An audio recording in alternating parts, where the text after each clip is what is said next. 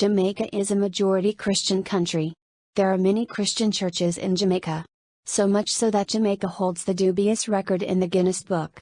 Jamaica's first encounter with Christianity came in the form of Roman Catholicism, introduced by Spanish settlers who arrived in the island in 1504. When the British captured Jamaica in 1655, the Church of England, later called the Anglican Church, became the state church.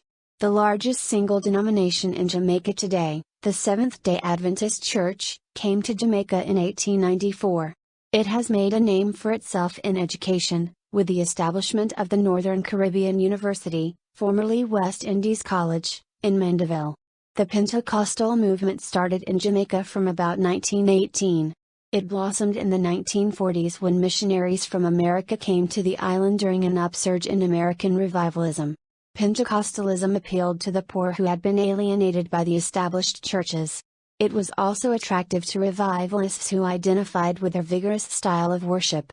It is not a single denomination, it encompasses many fundamentalist groups that interpret all of the Bible as literal truth, and emphasize the experience of the Holy Spirit.